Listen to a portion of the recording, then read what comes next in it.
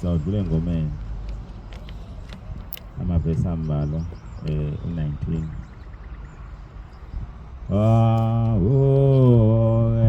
Thixo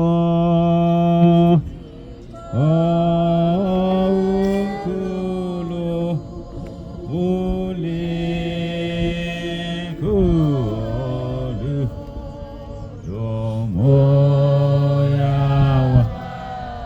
umoya wami ngake phakathi kwesizwe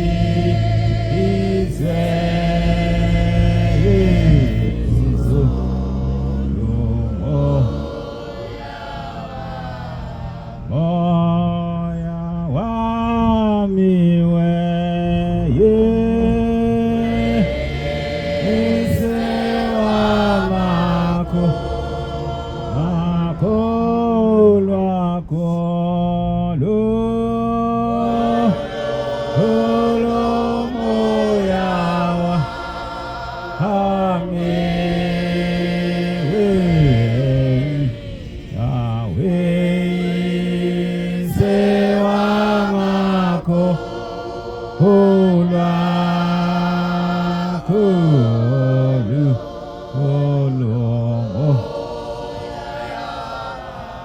moya wami ngaphakathi wami ngedwa kukho onezi izitha zami ezilwa nayo yonke imvumela wano yakho ngaphakathi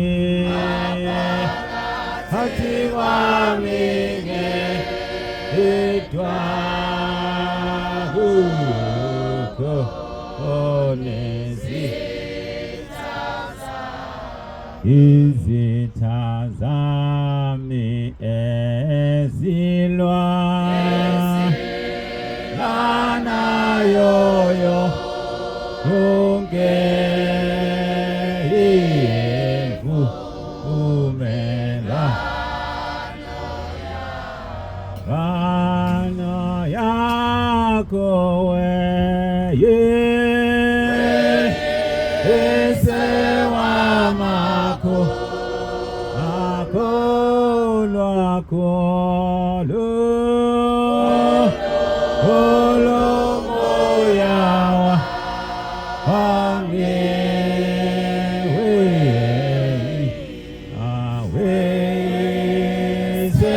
esewamako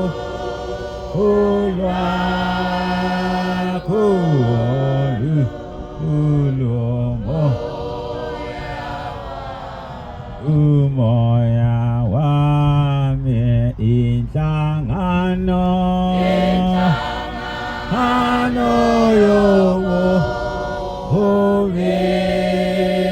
yokuvilanisa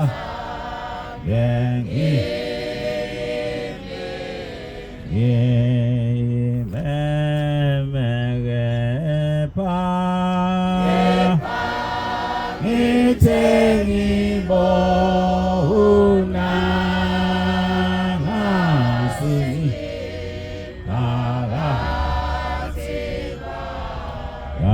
phakathi kwayo inhlangano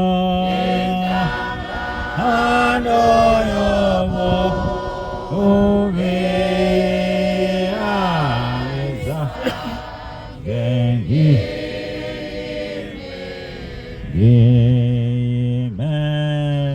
ngimemekepha ngithengibona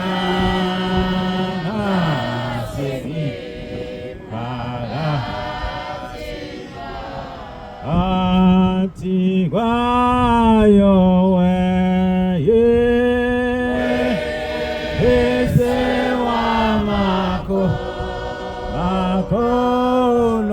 makhulu olomoya wami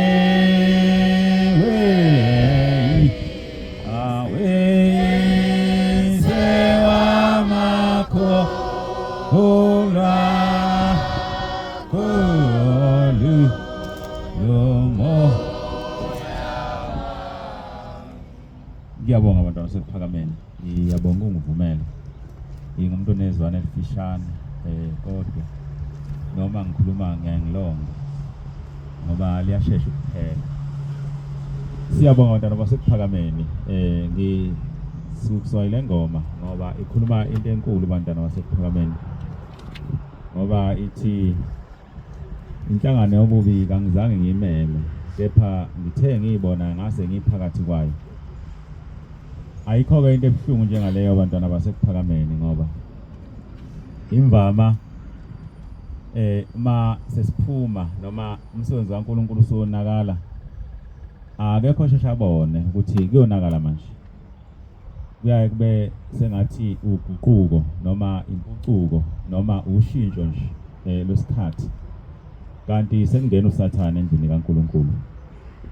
Kokunye-ke kube ukuthunjwa kube ukuphoqwa ukuthi noma uyathanda noma awuthandi kodwa ngokuhulumeni noma ngokwale nkosi ekhona njengamanje umbusi uthi akuphile kanje ebese abantu bakaNkulunkulu beyacindezeleka bese beyaphoqeleka ukuthi bahambe ngeindlela zokuhlubuka ngenxa yombuso osuku khona ngaleso sikhathi ngenxa yababusi bezwe noma amakhosi noma ipolitiki noma yini.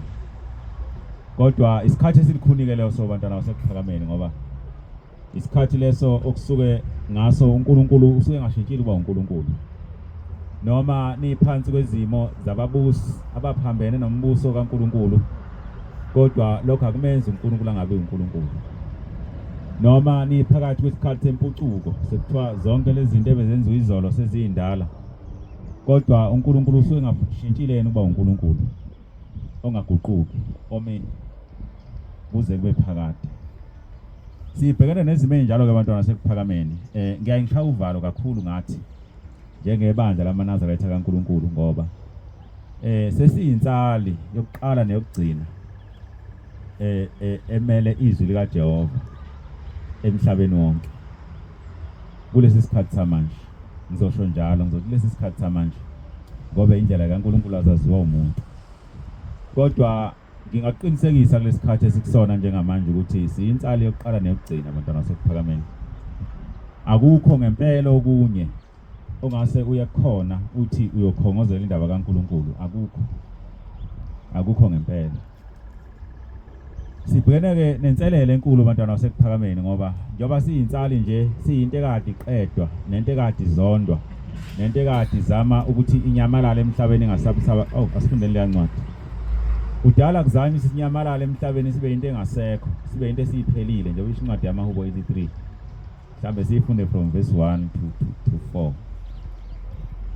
Siyinto ekade izanywa abantu basekuphakameni ukuthi ayiphele. Siyinto ekade izanywa ukuthi ayone ayisuke uNkulunkulu wayo. Into okumele ingabisaba khona. Le ntsali lena esiyona iyazondwa kakhulu abantu basekuphakameni. Kufuna noma sikhona kodwa singazazi ukuthi singobani. Itulo elikhulu yilelo abantwana bakholwa. Asifunde le ncwadi. Incwadi yamaHubo 83 kusuka verse 1. uNkulunkulu ungathuli, ungalibali, ungali ukukhuluma. uNkulunkulu ungathuli. uNkulunkulu ungalibali ukukhuluma. Ungali ukukhuluma uNkulunkulu. Ngokubabheka izitha zakho ziyaxokozela. Ngokubabheka izitha zakho ziyaxokozela. Nabakuzondayo baphakamisa ikhanda. Nabakuzondayo baphakamisa ikhanda kulesikhathi. Ngobuqili benza uzungu ngabantu bakho. Ngobuqili benza uzungu ngalentsali yabantu bakho. Bacebisana ukulwa nabathukisiweyo bakho. Bacebisana ukulwa nabathukisiweyo bakho. Bathi wozani sibaqothule. Bathi wozani sibaqothule. Bengabe bengabe basaba isizwe sikaNkuluNkulu negama lika-Israyeli lingabe lisakhunjulwa. negama likaIsrael lingabe lisakhunjulwa. Amen. Sibhekana naleyo nkinga ke bantwana basekuphakameni. Isikhathi esidala kakhulu lesi ngihlaka kulotshwa lencwadi. Kodwa ikhuluma ngempi eyahlelwa phansi yahlelwa ukuthi labo bantu uzokwenza njani ukuthi sibaqothule sibaqede. Negama elithi Israel lingabe lisakhunjulwa.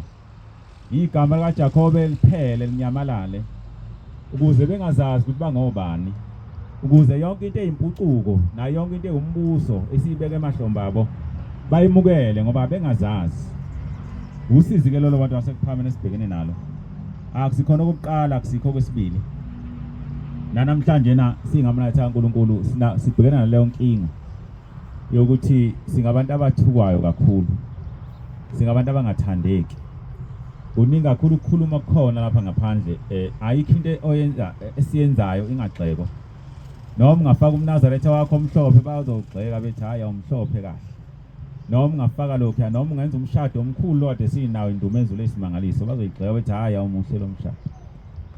Banjalo kabantu mase bengena ukuhlubuka abantwana sekuphakameni. Sileyo hlelo ke bantwana eliyinsali elahlale lizondwa ngabantu. Kwakungcono ke ngaleso sikhathi kwasizondwa nje izizwe kuphela. Kodwa namhlanje sizondwa nabantu ebekufanele sithi bangamaNazaretha. Sizondwa abantu bekufanele sithi bangamakholwa. Sithi masifunda leli iBhayibheli sifunda lezi indaba kaShembe bejabule. Kodwa akabajabuli. Bayaxokozela namhlanje nabo balingisa izizwe ezayifuna ukusiqeda. Namhlanje isitha singaphakathi endlini. Namhlanje isitha semsamo lapha okuhlala khona amagugu okungcwele. Sifuna ukubhidliza singaphakathi. Sibhekana leyo nkinga yabantwana basekuphakameni kodwa akasinalo uvalo ngoba inhlambe enkulu esithuka ngayo ukuthi nibancane nina thina sibaningi. Sizoniqeda, sizoniqothula. Lento enizama izophela. Ngiyakhumbula ngomnyaka bake banquma inyanga ezintathu. Bathi lo msebenzi kaNkulunkulu uzophela. Emva kwenyanga ezintathu basinikeza inyanga ezintathu. Ngoba balinika inyanga ezintathu ibandla likaNkulunkulu. LamaNazaretha kaNkulunkulu bethi lizophela. Angazi ke babezwe ngobani ukuthi uNkulunkulu ukwehlulwe ngabantu. Babezwe ngobani ukuthi uNkulunkulu ukwehlulwe ngomubi. Kodwa engikwaziyo mina ukuthi isho njalo incwadi enye kulezi ezintsha ngani bayiphethe lamaBhayibheli amasha ezika Maccabees khona ekhulunywa uJudas lapha nesimangaliso bayiphethe liphethe nifunde manje liphethe lezi kaMaccabees ifunde baba mawithola Isahluko 3 verse 15 to 19. Siwathola amaBhayibheli ngoba enza kube lula.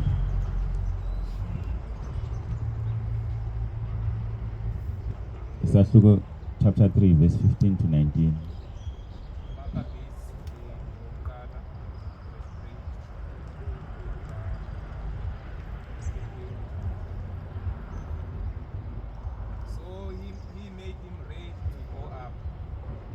Awu, funda kancane futhi funda isiNgisi. Kanti awuphethe lesiZulu. So he made him ready to go up there and went there. When he mighty host of him and clothed him. And he took the revenge of the children of Nikelele lami. Akufunda uzophakamisa izwi lakhe liphansi nimnike noma imayiki.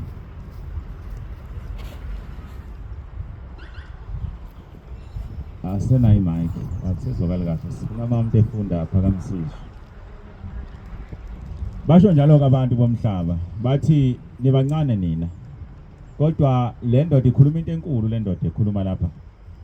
Khona amagama engiwathandayo lapha akhuluma khona. Athi uNkulunkulu wethu akahambi ngeningi ifunde kodwa ikhuluma lelo ngiphakamise kakhulu izwi lakho. Mali izwi lakho ngaphakama neze uzophakamisa izwi.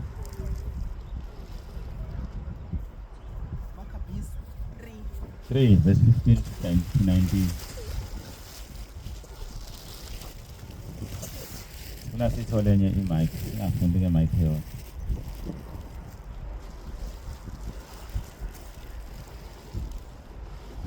incwadi kaMagabiyes 3 wokuqala Maccabees. Amen. Incwadi kaMagabiyes wokuqala kuchapter 3 kusuka verse 15 kuya ku 19. Yaphuma futhi impi enamandla yamadoda angena uNkulunkulu ukuba iye kumsiza. Yaphuma ke kwahlangana abantu lapha abantwana basekuphakameni. Ithi incwadi ke zahlangana lezi zizwe zamadoda angena uNkulunkulu efuna ukuyosizana ukuze anqobe uIsrayeli. Ukuze abuyisele kuIsrayeli. Lapho esesondela ekwenyukeleni kwaseBethhoroni, uJudas waphuma ukuyobhekana naye ehamba nedlanzana leyo. Waphuma ke le ndoda kaNkulunkulu iyobhekana nalamadoda ayidlanzana, iphuma nedlanzana lempi, ibhekana nengqungquthela yabantu abaningi abangena uNkulunkulu. Ngithani le mayiqala ithi yaphuma ke impi yamadoda angena uNkulunkulu iyobhekana nempi kaIsrayeli. Kepha lapho bebona impi ababezobhekana nayo, bathi kuJudas, kungenzeka kanjani ukuba thina siyidlanzana nje elingaka sibhekane nempi enkulu neluqaba olunamandla angaka na? Bangena uvalo bathi kungenzeka kanjani siyidlanzana elincane kangaka thina siyobhekana nempi enkulu kangaka, izokwenzeka kanjani lento? Base bengena ukwesaba abantwana bakaNkulunkulu. Futhi asinamandla ngokuba sikaze sidle lutho kulokhu kusiza. Silambile ngisho esiswini, sibancane futhi silambile akaze sidle lutho ngisho esiswini zethu. Sizokwenza kanjani sibhekane nalezi zizwe ngoba seziqoqile zahlangana zonke njengoba isho incwadi esivule ngayo ama-483 uthi bahlangana benza uzungu bathi zawubaqothula laba bengabesaba isizwe. uJudas waphendula wathi, Yaphendula indoda ehamba noNkulunkulu. kulula ukuba abaningi bavinjezelwe yidlanzana nje. Kulula ukuthi abantu abaningi kangaka bevinjezelwe idlanzana nje. Ngokuba phambi kwezulu awukho umehluko phakathi kwabaningi nabayidlanzana. Ngoba phambi kwezulu awukho umehluko phakathi kwabaningi nabayidlanzana. Ukunqoba akuncikile ebungakweni bempi, Ukunqoba akuncikile ebungakweni bempi. Khuluma into wazi uNkulunkulu lapho. kodwa amandla avela ezulwini. Amen. Kodwa amandla avela ezulwini. Amen. Inkosi ikubusise. Kodwa amandla okunqoba avela ezulwini. Amen. Ngiyayithanda leyo ndawo nabantu basephakameni. Thema ngifunda yanginika amandla ngazizwa ukuthi hawu Nkosi yami inhlambi engaka esesithukwe ngayo kuthiwa nizoke sibone ngobani bancane ukuthi nina nizokwenza kanjani, nizosithinza kanjani wasibaningi. Kodwa uNkulunkulu namhlanje ukhuluma into ehlukile ngale ndoda lena, uthi ukunqoba akuncikile ebuningini babantu kodwa kuncike ngoba kuncike uNkulunkulu, ngoba ukunqoba kuvela uNkulunkulu. Amen. Sikhuluma lo ndaba abantu basekuphakameni, sikhuluma indaba kaNkulunkulu phakathi kwabantu. Isikhathi esilikhulu ke lesi safica abantwana bakaNkulunkulu ngoba babethunjwa, babevula imibuso, behlutshulwe bengafuni ukuhlubuka kodwa bahlutshulwe ngabantu, bahlutshulwe amakhosi, bahlutshulwe ababusi bomhlaba. Namhlanje ke kunjalo abantwana basekuphakameni, ikhona into enjalo ekhona. Namhlanje kuneyinhlangano ezinkulu kakhulu ezakhela ukwelusa indaba kaNkulunkulu. Ezakhela ukwelusa indaba kaNkulunkulu. Othi noma ngabe uyakhuluma bese kuvuka abantu bekukhuze bethi lento oyikhulumayo ayikhulunywa lapha eSouth Africa. Uyaphambana nomthetho sisekelo waseSouth Africa. Ngakho ukukhuluma kwakho akwemukeleki. Bakwesabise kakhulu ngomthetho kahulumeni. Bakwesabise kakhulu nangamalungelo abantu. Bakwesabise kakhulu ngazo zonke izinto zasemhlabeni. Kodwa bengasho lutho ngeBhayibheli nangemthetho kaNkulunkulu, bengasho lutho ngoNkulunkulu. Sifice isikhathi esinjalo ke abantwana basekuphakameni. Kodwa akangikhulumi lokho, ngikhuluma indaba yethu ukuthi singabantu akade bezondwa kusukela emandulo. Singabantu okwahlangana izizwe zahlangana ngabo kubanqoba. Kodwa ngoba besilokhu sihambe nalo uNkulunkulu wasekuphakameni, belokhu sihambe nalo Jehova wethu, asikaze sihlulwe, asikaze sinqotshwe, asikaze siphele. Silokhu sikhona namhlanje. ngithi ke siyinsalo yokugcina bona sekuphameni lesizulwane esikhona ngoba nabayiqoqayo bayihlanganise bathi bayisizwe sikaNkuluNkulu kodwa akukho kuba isizwe sikaNkuluNkulu ngoba uNkulunkulu ungcwele kusho yena wathi ngingcwele mina Jehova ngakho nina abantu bami nginehlukanisile nabanye abantu nganenza nabangcwele ngakho abukho ukuyiqoqa esingayiqoqa sibe yikho sibe yisizwe kodwa singenalo leli sabatha akukho kuba isizwe esingayiqoqa sibe yikho kodwa singenayo lemithetho kaNkuluNkulu okuyiyona eyumthetho sisekelo wasezulwini okuyiwona thina esithi masenza izinto sihambe siyobheka wona ukuthi uthini uNkulunkulu asikaze ngabheka thina ukuthi ithini iconstitution yezwe ngoba asibona abalelizwe noma sibekiwe lapha kulelizwe kodwa asiphethe umthetho walo ngokupheleleyo siphethe umthetho kaNkuluNkulu bese sihlonipha leyo mthetho yezwe nekahulumeni ekuvumelana ukuthi sihloniphe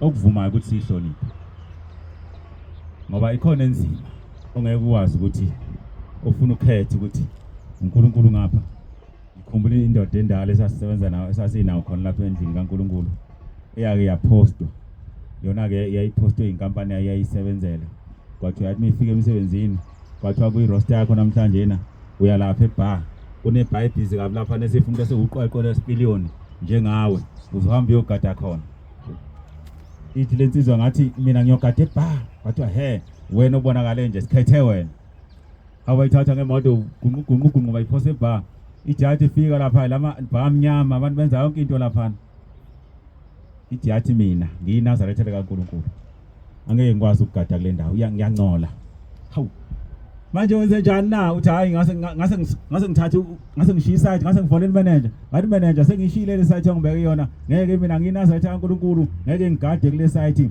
ngoba ngikholiwe iyangingcolisa le site ngigade utshwala ngiphathi kotshwala phakathi kwabantu abangaqokile ngiyahamba kule site ucanti yadlala yasuka lensizwa eshiya isite yahamba yabuyela endlini yafika yalala yathi ngifonela mase ne site engizogada kuyona engangcolile efana ukuthi njengenathi ankulu ngigade kuyona sike sana hamba nabantu abanjalo lapha eGoli abantu basephakameni sike sihamba namaqhawe athi ashumlasi ngokwanela abangcwele njalo ngoma 18 ithi amaqhawe athi xa ikhethela asuka ashumlaza ngokwanela abangcwele sithi kasibe njalo abantwana bakholwa ngoba siyihlelo isho njalo iBhayibheli siyihlelo elizondwayo kakhulu siyihlelo esihlushwayo ngisho endaweni zokusebenza ma umoya omubi usubonile ukuthi iNazaretha leli uzovama nje ukuhlupheka uzovama ukususwa lapha ubekwe lapha uvama ukususwa lapha ubekwe lapha utshele yonke imithethwana ephambanayo noNkulunkulu ngoba izwe lifuna ukuthi sibe ngabalo noNkulunkulu ufuna sibe ngabakhe sisempini abantu basekuphameni sembangweni siyabangwa kakhulu kodwa mawungazi ukuthi uyabangwa ngeke wazi mawungazi ukuthi uyabangwa angeke wazi uzocabanga ukuthi wena lento impucuzeko noma iyukholo singabantu abahlushwe kakhulu abantwana basekuphakameni okhokho bethu bezama ukuqedwa ukuthi bengabe saba isizwe sikaNkulunkulu angisayikhulumi ke yokholwa mawufunda le yancwadi esifundile mawuqhubeka nayo uya mhlambe ko verse 11 khona la ethi khona into esiyibulawelayo nje thina ukugcina imithetho kaNkulunkulu kuphela kwakuyisono kokhokho bethu ukugcina umthetho kaNkulunkulu kwakuvuka uhulumeni ngaleso sikhathi akubulale athi ugcinelani lo mthetho kaNkulunkulu kodwa mhla sekufika abezizwe kwafika kwathiwa zonke lezi zinto esiyiyekiswa abantu ngenkemba kwathiwa zikukholwa ukuyiyeka lezi zinto ukukholwa akusashiya ukuthi sabulawa thina sibulala ukugcina umthetho kaNkulunkulu sasuswa emthethweni kaNkulunkulu ngenkemba azange sisuswe ngokuchazelwa azange sitshelwe lutho kodwa sangenwa ngenkemba babulawa abantu ngesihluku besuswe emthethweni kaNkulunkulu base bevusa inkolo yabo entsha yabelungu esithi ke wonke lo mthetho kaNkulunkulu asisaphili ngaphansi kwawo kwase kuba inkonzo kwase kuba ivangeli kodwa okhokho bethu abazange basuswe ngomlomo njengathi basuswa ngenkemba ngoba babengeke bawushiya umthetho kaNkulunkulu ngoba bemazi uNkulunkulu babengeke bamshiya uNkulunkulu ngokuchazelwa nje vele kuma indoda egunde ekhanda ikuchazele ikutshela ukuthi awusaphili ngaphansi komthetho kaNkulunkulu awushiye phansi umthetho kaNkulunkulu agijima impela eyobuzwa imithetho yabantu akaja saphili ngaphansi komthetho waleli bandla ikhona imithetho yaleli bandla into esusa kuphela umthetho kaNkuluNkulu nje kuphela kodwa ikhona yaleli bandla uthi kuba Melusi ayikho into engaphili ngaphansi komthetho ngoba ungaphili ngaphansi komthetho kuumthetho nakho uthi kubaba usukuphila ngaphansi komthetho wokungaphili ngaphansi komthetho kaNkuluNkulu usukuphila ngaphansi komthetho wokungaphili ngaphansi komthetho kaNkuluNkulu kodwa omphambili echaza uthi anisaphili ngaphansi komthetho kodwa manje umthetho lona ushayayo wokungaphili ngaphansi komthetho kaNkuluNkulu sibhekene namaqili abantwana basekuphakameni sibhekane namaqili kakhulu ngingafunda indawana ebuhlungwana kulezi indaba ebengiyifunda zika Maccabees asiyifunde noma singayifundi asiqale siyifunde lapha kuGenesis 17 verse 9 to 10 Genesis 17 verse 9 to 10 inendawana ebuhlungu engizoyifunda kodwa ngizoyindlalela ngale ncwadi ngoba ikhuluma ukukhuluma okufanayo incwadi kaGenesis 17 kusuka kuverse 9 kuya ku10 isihloko sayo sithi isivumelwano sokusoka wayesethi uNkulunkulu kuAbrahama wayesethi uNkulunkulu uJehova umdali wezomhlaba kuAbrahama gcinani izivumelwano sami wena nezizukulwane zakho yilesi isivumelwano sami nawe nezizukulwane zakho nasi-ke izivumelwano sami nawe nezizukulwane zakho okufanele nisigcine wonke umuntu wesilisa phakathi kwenu kufanele asokwe wonke umuntu wesilisa phakathi kwenu kumele asokwe ukuze lokhu kube uphawu lesivumelwano phakathi kwami nani ukuze lokhu kube uphawu lwesivumelwano phakathi kwami nani Nkosi kubusise ugcina kuthena ngithi oh amen Nkosi kubusise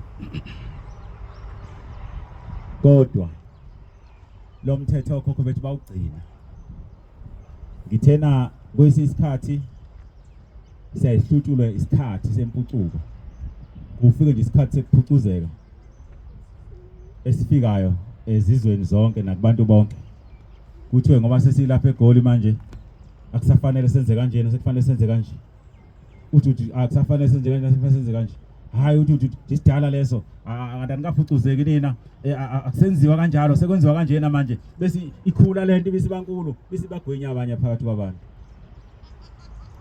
kodwa kwesinye isikhathi akubi lokho kuba ababusi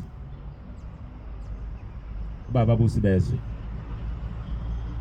kuba ababusi bezwe abaye behlisa imithetho eyingcindezi phakathi kwabantu bese abantu beguquka ngenxa yokugwala nokusaba ukufa ngoba ayikho into eyingozi njengoba igwala bose uyakholwa ayikho into eyingozi njengokusaba ukufa bose uyakholwa ngoba mawusaba ukufa mhla usathane ezakunqoba uyokunonisela ngokufa athi nakho ukufa ebese umshiya uNkulunkulu khona indaba yakafundwa uNkosana uMlambo lapha khona kunonkosikazi wayenamadodana awuyibheke eMlambo lo ndaba inkulu kabi angithanda ukuyikhohlwa ngihlale ngiyikhumbuza nje ngihamba ngedwa unkosikazi wayenamadodana akhe ayizobulawa kuthiwa wayesondela kona awahlebele lamadodana akhe ukuthi angamlahle uNkulunkulu uma ngabe ngaphosiswe ifundo uMlambo mhlawumbe mase eyitholile wahlebela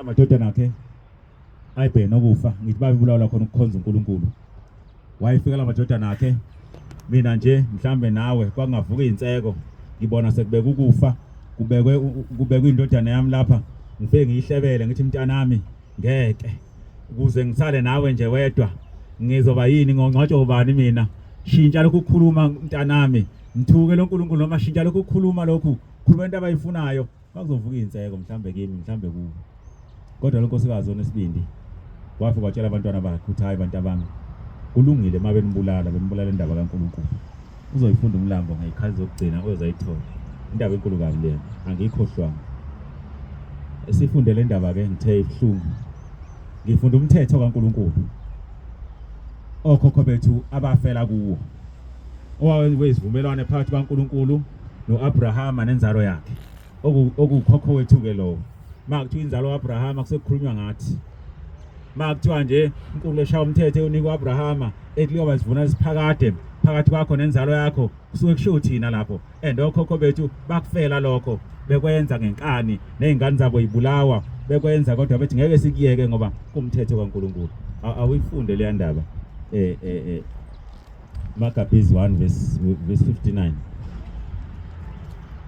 uvula nje ngale verse 59 awusayikhohli umlambo le ndaba yayifunda uyena la ethempelini sashumayezeka thina ilini uzoyifunda nje ngekhathi ezithile hlala khona la indaba enkulu kabi le ngoba ziyavuka inseko ndazo zivuka nje inseko ngisho into encane nje into encane kuvuka inseko ingane siyonile sekufanele isolwe ngomthetho kaNkuluNkulu ephula umthetho kaNkuluNkulu kuvuka inseko kowesilisa athi hawu ingane yami isingaze kube njani kuze kube njani noma ingane iphula umthetho kaNkuluNkulu kodwa hayi ukuthi uvuka inseko zokuthi umthetho kaNkuluNkulu awugcine uvuka inseko zokuthi ayivunyelwe lengane yephula umthetho kaNkuluNkulu ngoba mina ngiyayizala mina ngiyayithanda ingane yami usizi ke lo lifunde baba incwadi kaMaccabees wokuqala ku chapter 1 verse 59 ugcine ku verse 64 ngolwamashumi amabili nanhlanu lwenyanga banikela ealtare elaliphezu kwealtare lemnikelo njengokwesimiso senkosi babulala bonke abesifazane ababesoke izingane zabo babulala bonke abesifazane ababegcine lo mthetho kuGenesis 17 hayi ukuthi babulawa bonke abantu abagcina umthetho kaNkuluNkulu kanye nemindeni yabo nabo bonke ababesokile kanye nemndeni yabo nabo bonke nezingane zasezigcinile lo mthetho kaNkuluNkulu zabulawa balengisa izinsana ezintanyeni zawonina bathatha lezi ingane sebeyibulele bayigaxa lapha ezintanyeni konina bazo kepha iningi lakwaIsrayeli laba liqinile futhi linqumile ezinhliziyweni zalo ukungadli ukudla okungcolile shesha futhi qale phansi kepha iningi lakwIsrayeli lalinjani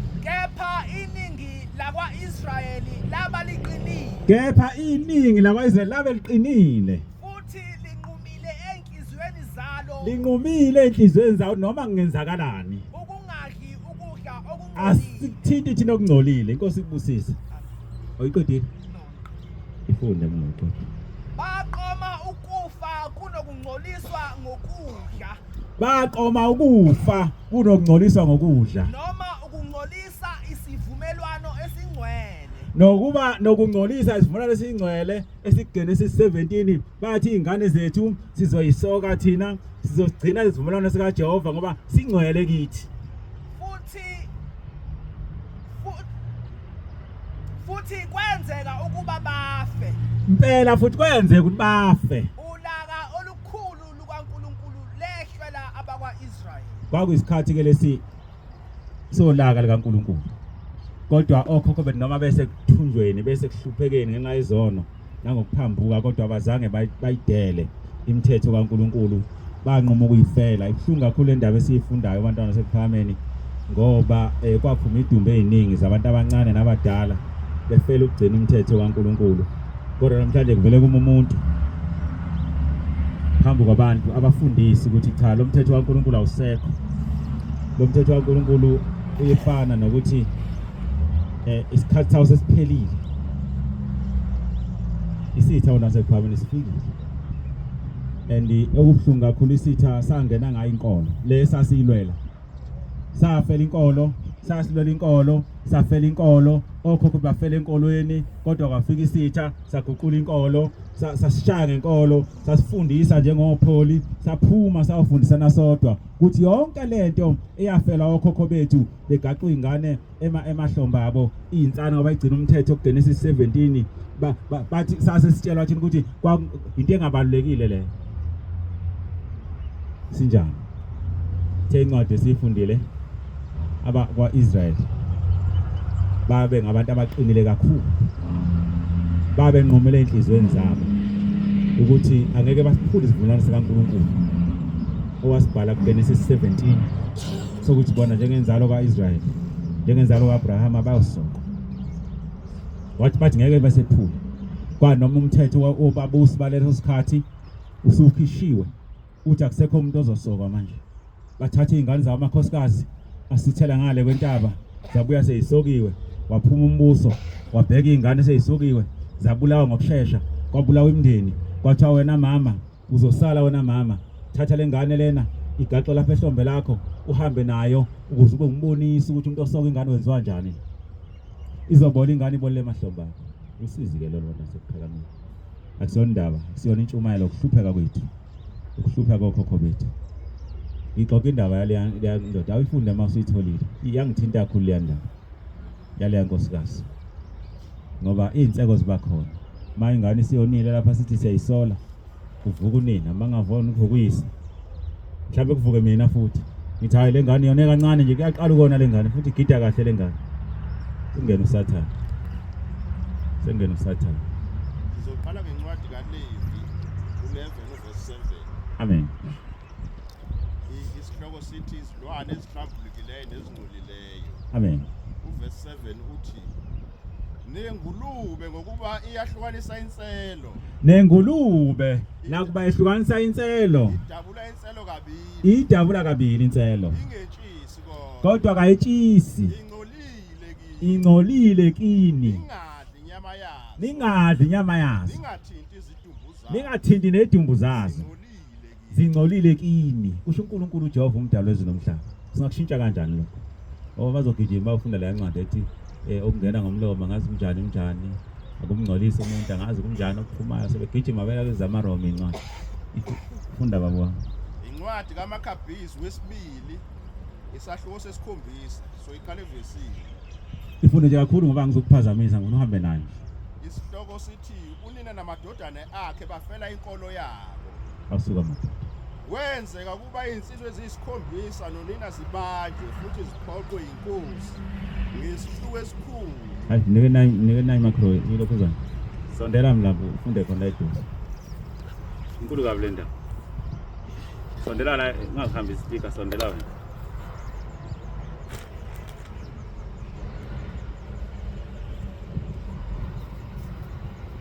Incwadi kaMakhabhizi wesibili, second book of Maccabees chapter 7, so iqale evesini. Isihloko sithi unina namadodana akhe bafela inkolo yabo. Kwenzeka ukuba izinsizwe ezisikhombisa nonina zibanjwe futhi ziphoqwe inkosi ekudleni inyama yengulube eyayingekho emthethweni uyidla. Omunye wabo ekhuluma egameni labo wathi, yini enifuna ukuyibuza nokuyifunda kithi na? Ngokuba sikulungele ukufa kunokuba sephule umthetho wokholo wawokhokho. Inkosi yathu uthele yaganunu wabo yayala ukube kushiswe amapani nezimbiza zamanzi abilayo. Zashiswa lezi zinto ngokusheshsha. Yayisiyala inkosi ukuba ulimi lwalowo owayekhulumela lunqunywe ngokuba bamhlubule isikhumba sekhanda futhi bamnqume izandla nezinyawo bebuka abafowabo nonina. Lapho engasakwazi ukwenza lutho, inkosi yabayala ukuba intutho yavela epanini yagcwala indawo yonke. Kodwa abafowabo nonina bagqugquzelana ukuba bafe ngokuhlonipheka bethi, inkosi uNkulunkulu iyasibona futhi ngokweqiniso inesihawu kithi, njengoba uMose ehubeni lakhe afakaza ayitshela abantu ezikabhoqo ethi uyakuba nesihawu ezingcwebini zakhe. Emva kokuba oqala kubafowabo besefe ngalendlela, baletha ngaphambili owesibili ukuqhubeka nomdlalo wabo. Bamhlubula isikhumba sekhanda kanye nezinwele base bembuza, uzokudla noma uthole isijeziso sokuba unqunywe isitho ngesitho na? Waphendula ngolimi lwabo lwalokho, waphendula ngolimi lwawo khokho bakhe wathi, cha. Ngakho ke naye ngokufanayo wahlukunyezwa njengomfowabo wabo wokuqala. Lapho sekusele umndondo wathi, nina baqalekisiweyo niyasibulala niyasishisa lokhu kuphila, kodwa inkosi yomhlaba iyakusivusa isivusele kuphileni okusha kwaphakade ngokuba sifele umthetho wayo. Verse 10. Emva kwakhe waletha nowesithathu lapho kugcizelelwa, walukhipha ngokusheshsha olwakhe ulimi futhi ngesibindi welula izandla zakhe. Wathi ngenkulu inhlonipho, ngazithola lezi ezulwini, kodwa ngenxa yomthetho wakhe angizishayi mkhuba, futhi ithemba lami lingekuthi ngiyozithola futhi kuye. Inkosi nalabo ababenayo bamangala kakhulu bebona isibindi salensizwe, ngokuba ukuhlupheka kwayo yakushaya indiva. Emva kokuba naye sifile bamhlukumeza nowesine ngokufanayo. Naye lapho sekusondela ukufa ukuba afe, wathi, akukho umuntu ongekhetho ukufela ezandleni zabantu ebe nethemba engalinikwa uNkulunkulu lokuthi uyakuvuswa kwabafileyo. Kodwa nina akuyi kuba khona kini ukuvukela ekuphileni. Base beletha umfowabo wesihlanu naye bamhlukumeza. Kodwa wayigqolozela inkosi wathi, ngenxa yokuba unegunya phakathi kwabantu, nanxa nawe ungumuntu, wenza okuthandayo, kodwa ucabanga ukuthi uNkulunkulu ubalahlile abantu bakithi. Qhubeka, uzokubona ukuthi uza kuhlukumezeka kanjani ngamandla akhe wena kanye nesizukulwane sakho. Emva kwakhe baletha nomfowabo wesithupha lapho esezokufa, wathi, ningazikhohlisi ngobala ngokuba siyahlushwa ngalezi zinto ngenxa yokwenza kwethu nangenxa yokona kwethu enkosini uNkulunkulu wethu. Ngaleso sizathu izinto ezethusayo zisehlele. Ungacabanga ukuthi awunakujeziswa ngokuzama ukulwa noNkulunkulu. Unina wabenza abantu bakhexe umlomo, futhi ufanele ukukhunjulwa ngehlonipho. Nakuba ayewonile amadodana akhe ayisikhombisa efa, ewabonile amadodana akhe ayisikhombisa efa ngosuku olulodwa, wakuthwala lokho ngesikhulu isibindi ngenxa yethemba lakhe enkosini. Wabagqugquzela bonke ngolimi lwawokhokho babo, egcwele umoya wokuhlonipheka nesibindi okungathi ngesendoda.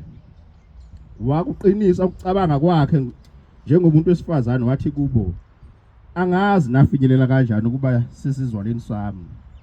Kepha kwakungemina enganinika ukuphila nokuphefumula. Kwakungemina owaninika konke okukini ngamunye. Ngakho-ke umdali womhlaba owenza isiqalo nesisesintu wenza nesiqalo sakho konke, uyakunika ngokwesihawu sakho ukuphila kanye nokuphefumula, ngokuba nizikhohliwe nina ngenxa yomthetho wakhe. U-Antiochus wabona sengathi inokumdelela lenkosikazi, futhi izwi layo lalinokusolisa ukuthi liphendula yena. U-Antiochus kagcinanga nje ngokumncenga uthunjana weyinsizwa zalenkosikazi owayesaphila, kodwa wafunga emthembisa ukuthi uyakumenza acebe nokuba bonke bafise ukuba nguye kuphela nje uyakumthatha njengomngani wakhe amphathise izindaba zomphakathi. Lokhu lensizwe ingafunanga ngisho kumlalela nakancane. Inkosi yabiza unina yamncenga ukuba iluleke indodana yakhe ukuba izisindise. Emva kokuba inkosi simncengile kakhulu wazama ukuyincenga indodana yakhe. Kodwa wasondela sakuyama kuye wakhuluma ngolimi lwakubo. Eyedelela lenkosi ngesihluku wathi, "Ndodana yami, uze ungihawukele. Ngakuthwala izinyanga ezisishagalolunye esizalweni sami. Ngakunakekela iminyaka emithathu. Ngakukhulisa uze ube ngaka. Futhi ngakondla, ngiyakuncenga mntanami ukuba ubuke izulu nomhlaba. Ubone konke okukho, ubone uNkulunkulu kakwenzanga konke na." Ngalokho okwakuvele kukhona nesintu savela ngokufanayo. Ungamesabi lo mbulali, kodwa zibonakalise ufanele ukuba nabafowenu abanjengalaba abangasekho. Wemukele ukufa ukuze kuthi ngomusa kaNkulunkulu ubuyiselwe kimi wena nabafowenu. Esakhuluma insizwa yakhe yathi, "Lilindeleni. Anginakusalela isiyalo senkosi. Anginakusilalela isiyalelo senkosi. Ngiyakulalela umthetho owanikeza okhokho ngoMose. Kodwa wena owenze bonke lobubi kumaHebheru awuyukuphunyuka esandleni sikaNkulunkulu, ngokuba thina sihlupheka ngenxa yezono zethu. Uma uNkulunkulu wethu ophilayo esesithukuthelele isikhashana ukuba asiyale asijezise, uyakube abuyisane nezingceku zakhe. Kepha wena ndoda engalungile, wena ongcolo kwedlula bonke abaphilayo, ungabi nokuthokoza okungenasisekelo futhi ungakhukhumali ngethemba lingekho lapho uphakamisa isandla sakho ukubulala abantwana basezulwini. Awuyukuphunyuka ekwehluleleni kwaSomandla uNkulunkulu obona konke. Ngokuba abafowethu emva kokubekezela isikhashana baphuzile emthonjeni ogobhozayo wokuphila phansi kwesivumelwano sikaNkulunkulu, kodwa wena ngokwehlulela uNkulunkulu uyakwemukela isijeziso esifaneleyo ngokuzithwala kwakho. Mina njengabafowethu ngiyakunikela umzimba wami nokuphila kwami ngenxa yemithetho yokhokho bethu. Ngimncenga uNkulunkulu kubakhombise ngokusheshsha isihawu sakhe esizweni sakithi, ukuze kuthi ngalezi zihlupheko nesishayo anenze sivumelana ukuthi yena yedwa unguNkulunkulu, kuze kuthi ngami nangabafowethu luqedwe ulaka lukaSomandla olwehlele isizwe sonke sakithi. Inkosi yathu ukuthela kakhulu, yamphatha kabi kakhulu kunabanye, ithi ukutheliswe kakhulu kwedelela kwakhe.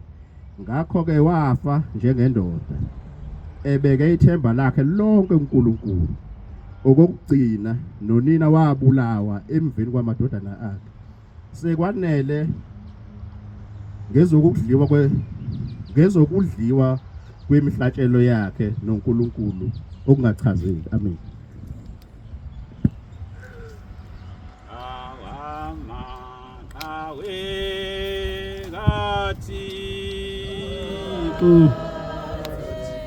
Athixo ayazikhethela amakhawe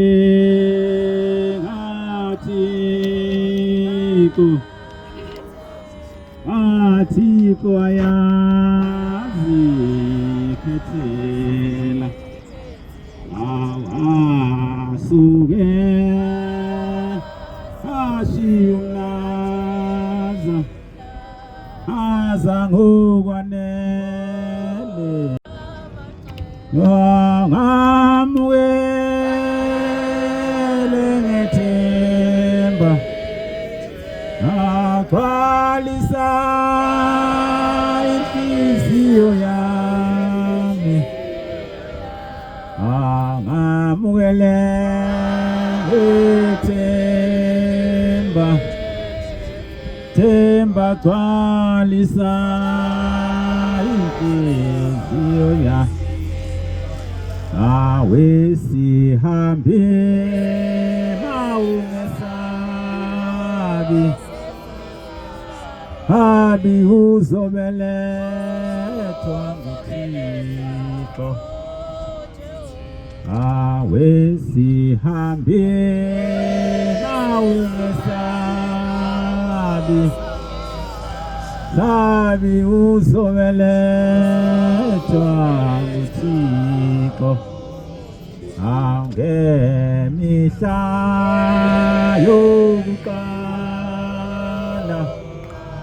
yokuqala neyokuphela angemihla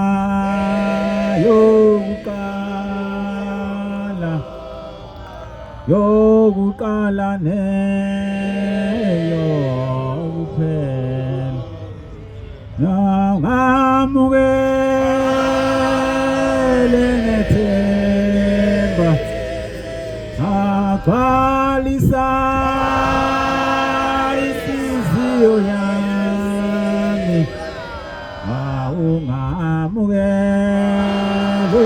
ngethemba gcwalisa inhliziyo angihlomise leso sihlangu esingenanjabuliso angihlomise leso sihlangu esingenanjabuliso angilandele lowo mqele ongabuniyo angilandele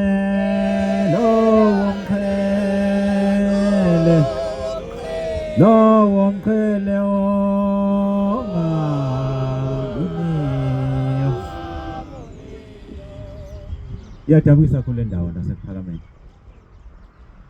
Iyangithinta ngiqala ukuyizwa kakhulu enhlizweni yami, angikho angilibali ukuthi labantwana noma uNkulunkulu wayesebashayile futhi bebona ukuthi bashawa uNkulunkulu, babemtshela umbulalo wabo ukuthi noma uNkulunkulu esijezisa ngendlela ajezisa ngayo ngenxa yezono zethu, kodwa asinakuvuma ukufundiswa nguwe ukuthi sedelela uNkulunkulu wethu. Asinakuvuma ukuthi wena usephulisa umthetho kaNkulunkulu usidlise ukudla okungadliwayo. Asinakuzidla thina izingulube, sibulale, lilungise ipani lakho sibeke kulo, usikhiphe isikhumba sekhanda lethu. Kulungile nomama wabo wasondela kubona batshela okufanayo.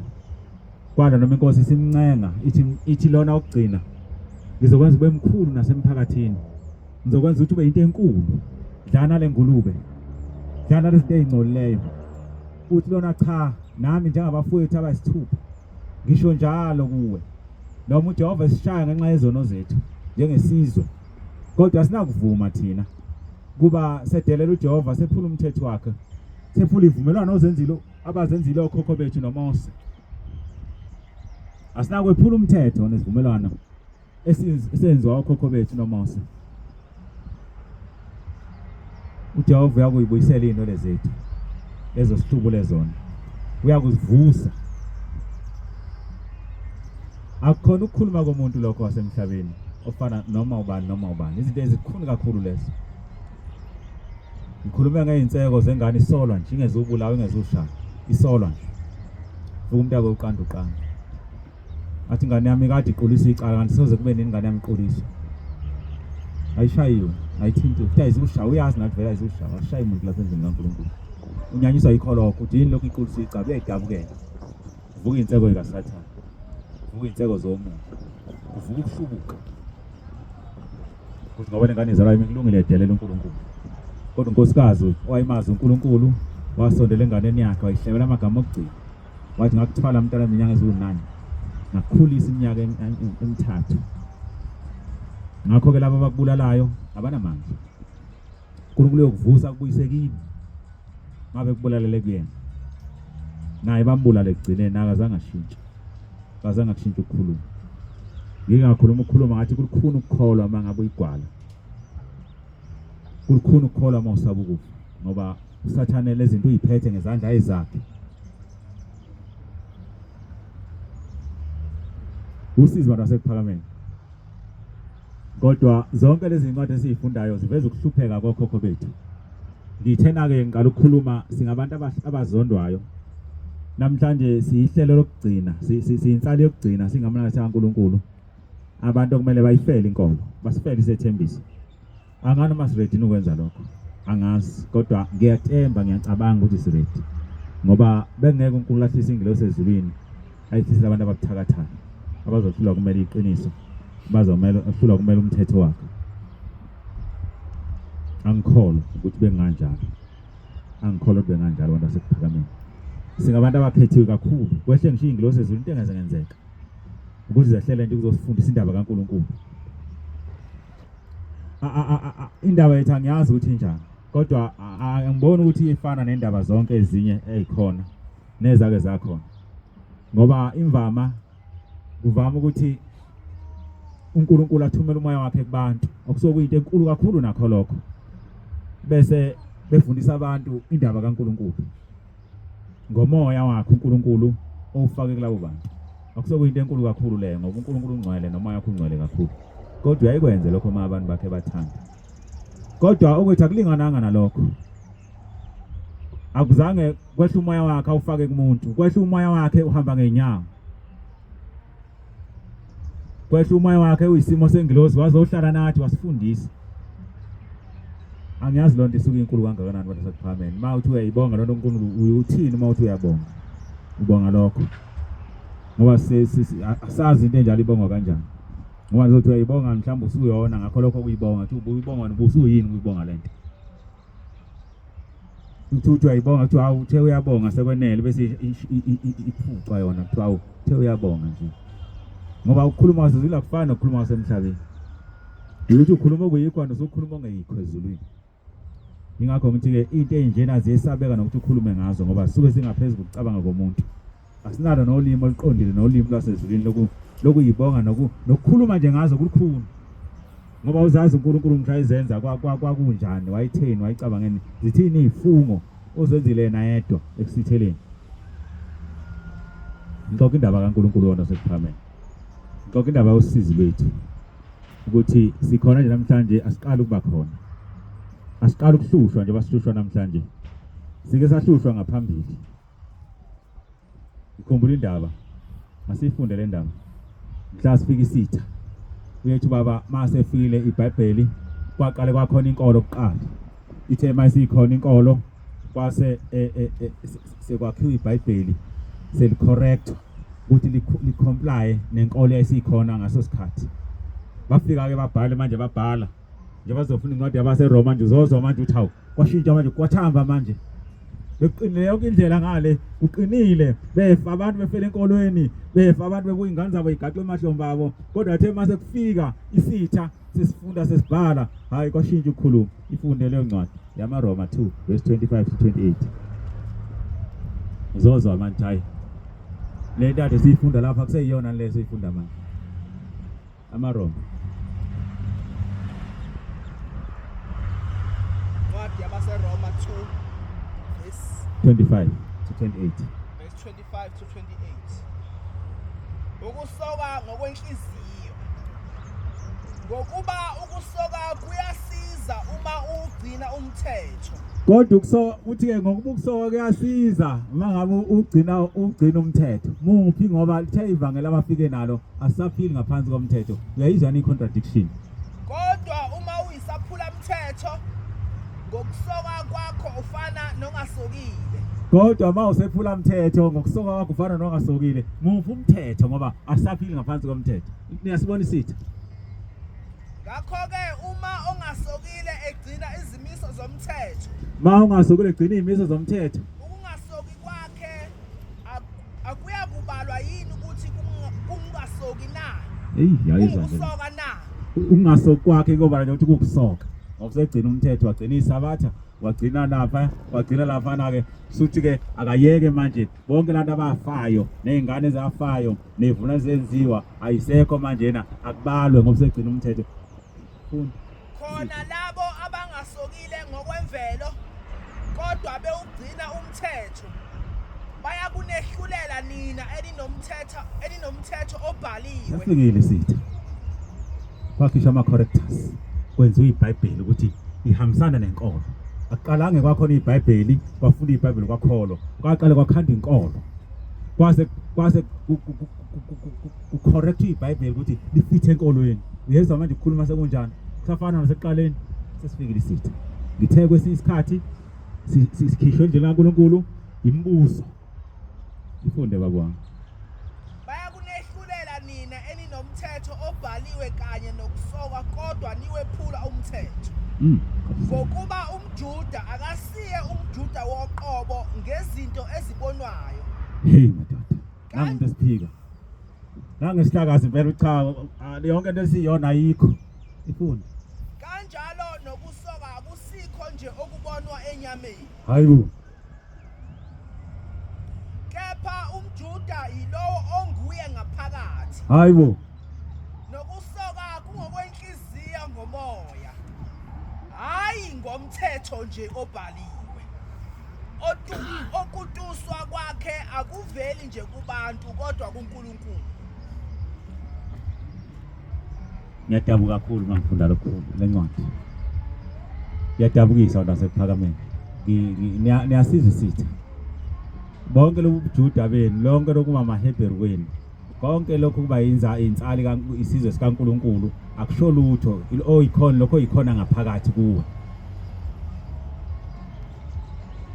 thena maHubo 83 awufunde futhi iphinde ngoba sililo lesi Incwadi yabaHubo 83 kusuka evesi. funda nje yonke uNkulunkulu ungathuli. Ungabi isithuli. uNkulunkulu ungabi isithuli Ungali ukukhuluma. ungali inkosi ukukhuluma Ngokuba bheka nkosi izitha zakho ziyaxokozela. izitha zakho ziyaxokozela Nabakuzondayo bayokuvukela. bayakuvukela Ngobuqili benza uzungu ngabantu bakho. ngobuqilo obukhulu benza uzunge ngabantu bakho Baceba ukulwa nabafihliweyo bakho. baceba ukulwa nabakhethiwe nabafihliweyo bakho bathi kuba ifunde babona Bathi wozani sibaqothule. bathi ozani sibaqothule Bengabe besaba bengabe besaba isizwe isizwe. Negama lika-Israyeli lingabe lisakhunjulwa. negama lezizwe lingabe lisakhunjulwa usizi lolo bantu asephakameni ngiyasibona ke sitha saphetha ithambisa yonke lento bonke abantu abafayo befela inkolo lama insizwe ezisikhombisa ezayizalwa ngonkosikazi oyedwa kanye nonina namhlanje yonke leyo nto sekuthiwa ayisasho lutho into esisho manje sekuyileyo izwa ngaphakathi enhlizweni yakho ukuthi uzizwa ukuthi uyini ngiyadabukisa lento siyinsali yokugcina abantu basephakameni make kwathamba lapha mana cha uNkulunkulu kube kuphelile make kwathamba lapha kwekuphelile abantu basephakameni siyinsali yokugcina abantu basephakameni ngoba ngisho abantu ebengamaNazaretha njengathi bahambe endleleni basijikela uthe uNkulunkulu eshilo ethi ungabi nabanye onkulunkulu abantu besithi bangamaNazaretha baba nabanye onkulunkulu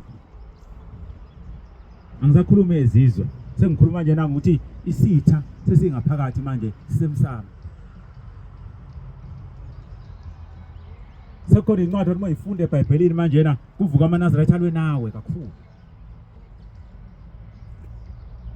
khona incwadi uma ivule eBhayibhelini kungasuki manje izizwe kuvuka abantu la ngaphakathi endlini kaNkulunkulu balwe nawe kakhulu bakuthuke ungase kuseni abalali bethenga amadatha begade ukuthi lencwadi oyifundayo ungaphindi uyifunde wesabe nawe ngoba bashiya lencwadi oyifundile belanda umlando wakho makhona bakwazela khona bakuthathe bakutatulule bezokubhala kuFacebook bakubhalela ukuthi ungaphinde ufunde lencwadi ngoba iwumthetho kaNkulunkulu abangasawufuni bona yiphile lencwadi funda ohlabela abanye uNkulunkulu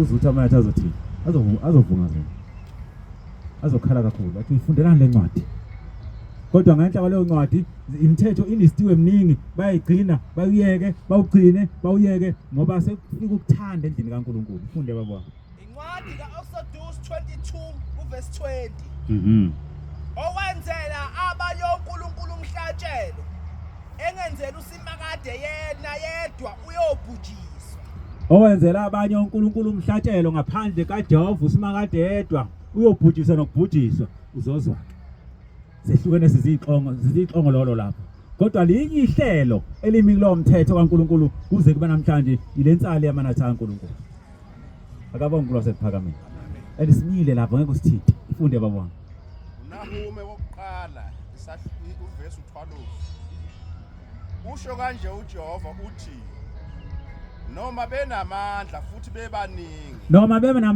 kodwa bebaningi nokho bayakuqedwa banyamalale noma ngikuhluphile hawu bantwana angisayi basephakameni ukukuhlupha noma ngikuhluphile angisekukuhlupha thembisile othembekile phose sabani bantu basephakameni uthembisile othembekile wathi ngeke besasithinta asekuhlupha ngiyathanda amagama lezinsizwa athi noma uJehova esishayile ngenxa yezono zethu abasho ukuthi ngenzeni kazi ngenzeni mina kazi ngenzeni naku ngehlelwa izinto kazi ngenzeni ithi ingilosi ngezwi ngomlomo wamfundisikazi ithi isizwe sanamhlanje sithi what have I done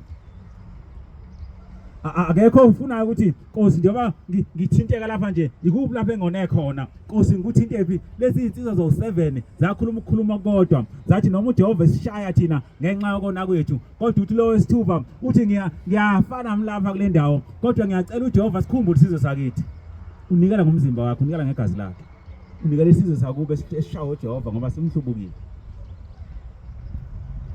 kashi ngenzeni mina ngoba ngigcinile isabatha ngenzeni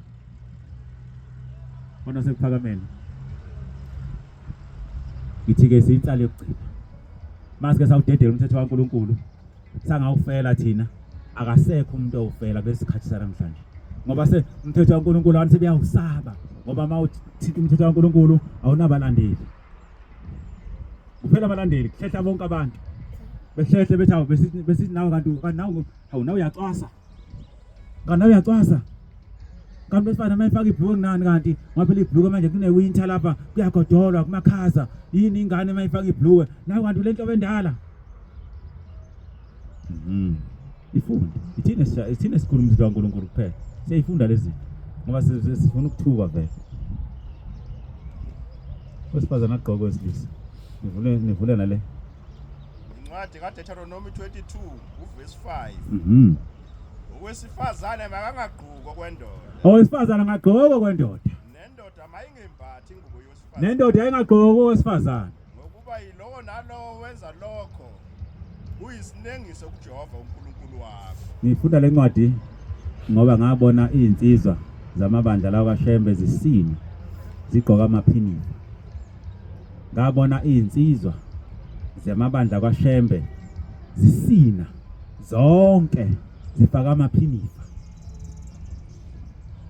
zedelela uNkulunkulu ziphikisa uNkulunkulu othe wesilisa angagqoki owesifazane zathi nowesifazane akangagqoki okwesilisa kodwa kuleli hlelo kwakukhona abagcotshwa kuleyo mcimbi kukhona abafundisi kukhona abakhokheli kukhona abashumayeli bebuka izinsizwa zaseNazaretha ezazi ingamaNazaretha ingakahlubuki zisina umgido kaShembe zisina ifaka amaphinifa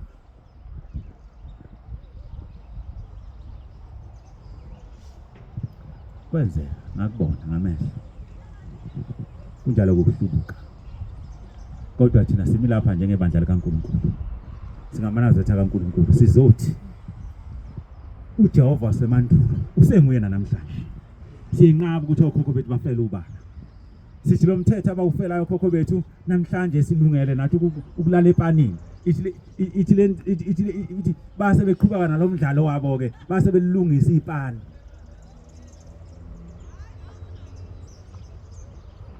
bese sisuka thina ke siyeke lokho khona insizwa yakuyafika lapha ikhuluma kwisimanga lensizwa ithi ngaya kwelinye isonto lapha eSoweto ngafika umfundisi wakhona egxeka labantu abayizitabana ngendlela esimanga uthi wathi mase bagxekile ngase ngiyajabula ngase ngithawu ngizoza kuleli sonto ngiyaqala ukuze umfundisi egxeka kanje egxeka lento vele ayilungile lento bonke bayazi uthi wathi uyabuya ngelizayo wafika umfundisi emepulpile exolisa ukuthi lento ayikhulume ngesonto lidlula kuyona akazi nawo bengeno yini uxolisa ukusho umthetho kaNkuluNkulu uxolisa umepulpiti wevathe zonke ivathe zokukholwa zonke uphelele uthi umfundisi kodwa uyaxolisa ukuthi ufunda iBhayibheli wafunda umthetho kaNkuluNkulu ufunda ulala nosilisa yongelala nosifazana incwadi kaLevi 18 uverse 22 ungalali nowesilisa njengowesifazane ungalokothi mawukhonza uJehova uNkulunkulu umdali wezomhlaba ulale nowesilisa ungowesilisa nje ubulala nowesifazane kuyisinengiso lokho uNkulunkulu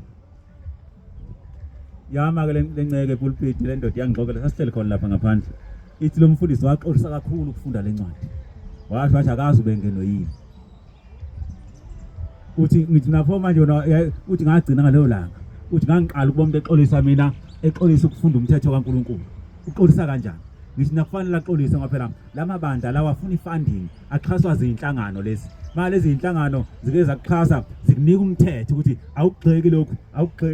awugxeki lokhu zizogcwala ongqingili la endlini kaNkuluNkulu sesixhaswe inhlangano evuna ongqingili kuzokuzenza kanjani soba imandla kaNkuluNkulu kanjani asibungeke sixhaswe thina kwakwenzeka ngithi ngagijima ngamfishana la eGoli itatazela siya kuMatsebe Foundation siya kuMatsebe hawu ambizi engavale ngimbizi ningamfaka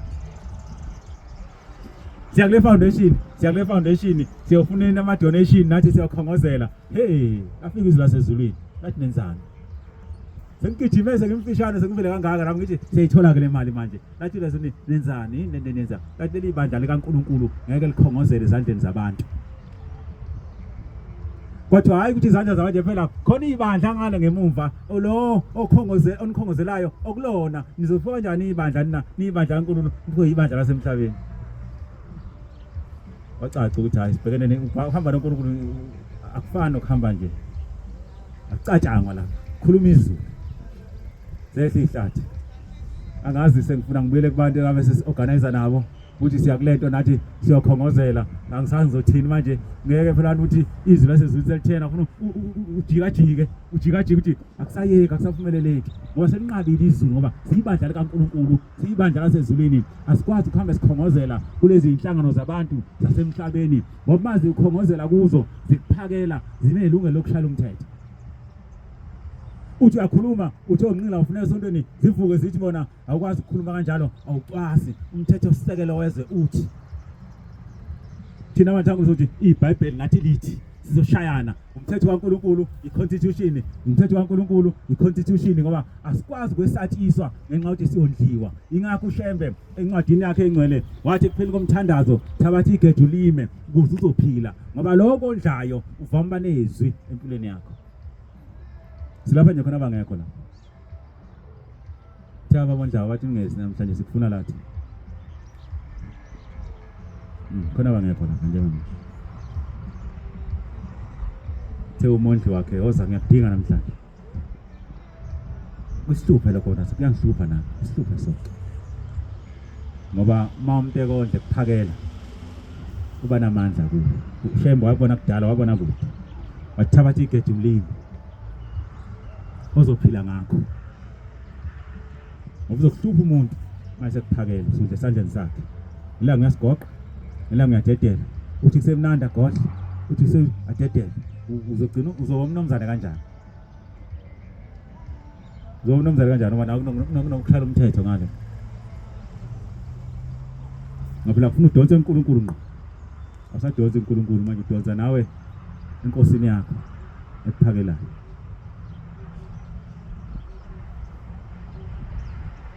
into esenza singesabi thina ukufunda umthetho kaNkulunkulu noma nisebewesaba ngoba ayikho umuntu osichasile ozothi uma leli tende leli nalinikwa yimi ngakho anikwazi ukukhuluma kanje akekho umuntu osixhasile simi lapha nje simele uNkulunkulu kuphela and ngithe nemithetho yezwe siyohlonipha okuvumayo uNkulunkulu sihloniphe kodwa manje imithetho yezwe iphambana nomthetho kaNkulunkulu asikwazi ukuyihlonipha ngoba singaba kaNkulunkulu akuqali ngathi lokho bafa abasendulelayo befela umthetho kaNkulunkulu bebulawa imibuso yangasesikhathi kuyaqala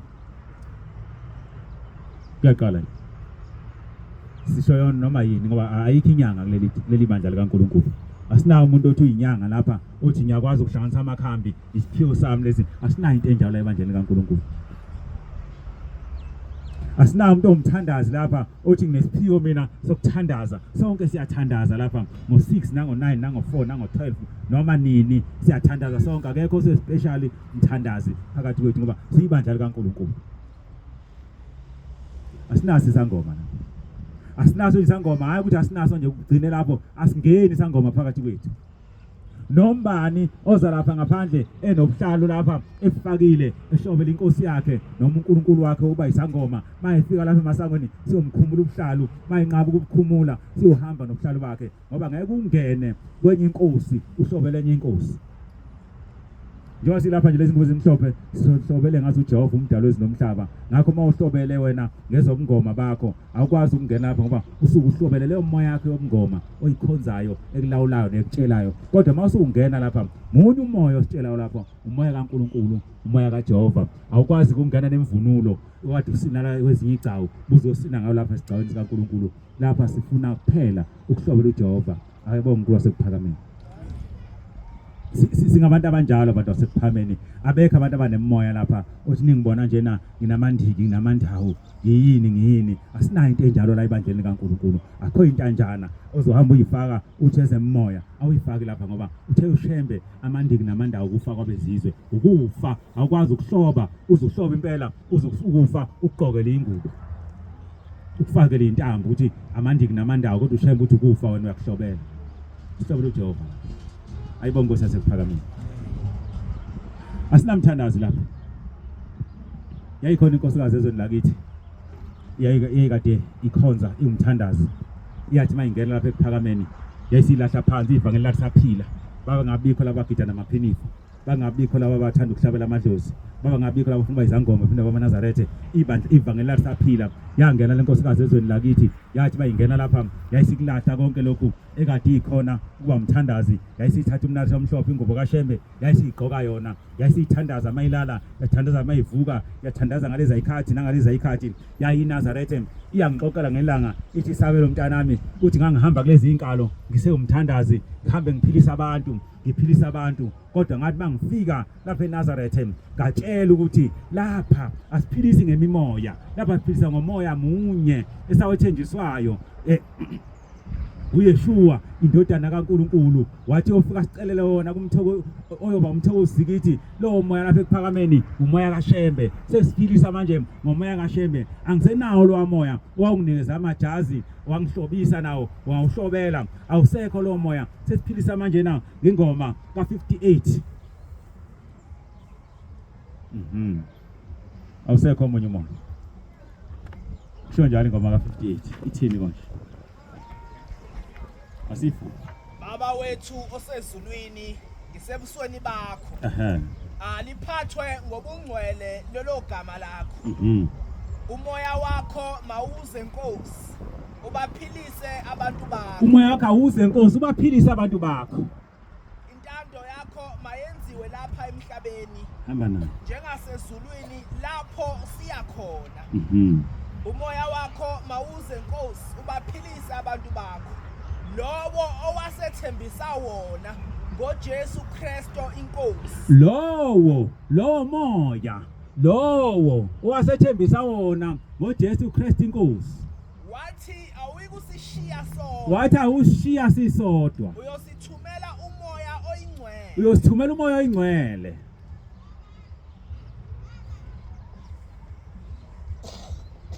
siphila ngalowo moya ke bantwana sekuphakameni siphilisa yilowo moya umoya owasethembisa wona ngoJesu Kristu inkosi ogama lakhe langempela uYeshua siphila ngalowo moya nto sekhona awukho omunye uma umuntu esenejazana aselifaka esawuhlobela lo moya akuwona lowo umoya esawethenjiswayo thina uJesu Kristu inkosi umoya kaShembe othe mayifika uShembe wayesihlanganisa lento sase siyabona ukuthi nangu ufikile olandelwa izizwe ufikile umthokozisi ufikile ababekhuluma ngamaprofeti ayibonga inkosi yasekuphakameni amen isikhathi Nkosi musesizwile Nkosi phambi